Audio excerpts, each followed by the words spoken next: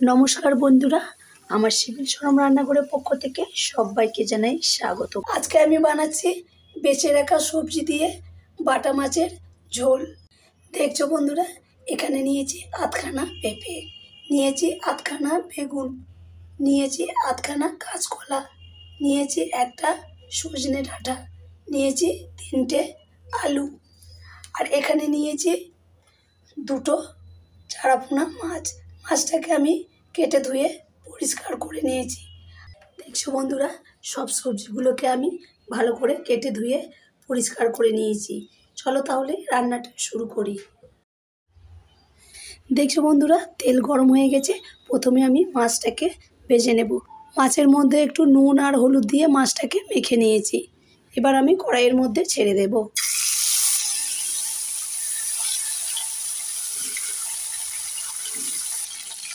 এবার আমি মাছটাকে একটু উল্টে পাল্টে দিয়ে দেব।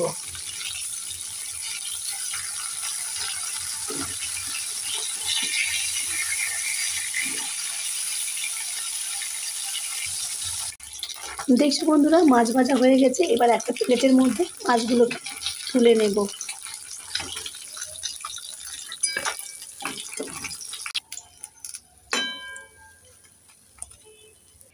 এবার ওই তেলের মধ্যে ভেজে নেব বড়ি।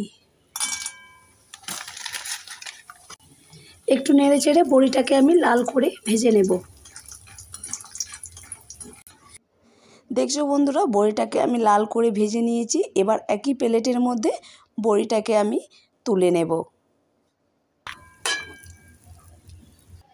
এবার ওই তেলের মধ্যে ফোড়নে দিয়ে দেব 5 ফোড়ন। দেখছো বন্ধুরা, তেল গরম হয়ে গেছে। এবার আমি দিয়ে দেব কেটে রাখা সবজিগুলো।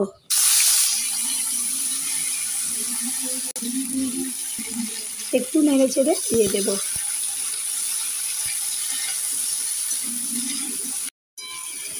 দেখছো বন্ধুরা, নেড়ে চেড়ে সবজিগুলোকে আমি 3 মিনিট ভেজে নিয়েছি। দিয়ে দেব স্বাদ মতো নুন, দিয়ে দেব লঙ্কা গুঁড়ো, দিয়ে দেব হলুদ গুঁড়ো, একটু নেড়ে চেড়ে দিয়ে দেব।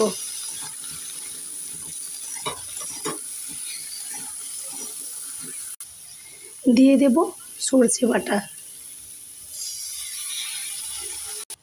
দিয়ে দেব কেটে রাখা টমেটো, দিয়ে দেব 2টো কাঁচা লঙ্কা। এবার নেড়ে চেড়ে মশলার সাথে সবজিগুলোকে আমি 2 মিনিট ভালো করে কষে নেব।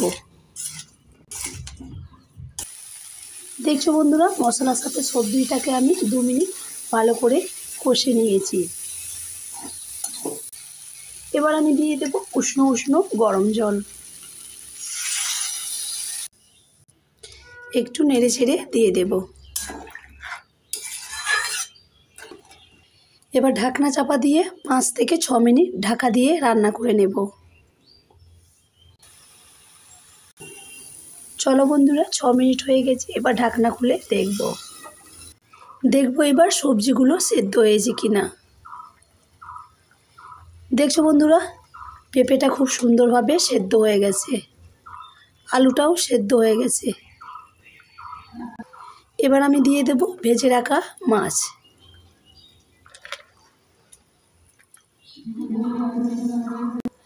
দিয়ে দেব ভেজে রাখা বড়ি, দিয়ে দেব কেটে রাখা ধনেপাতা। একটু নেড়ে চেড়ে দিয়ে দেব।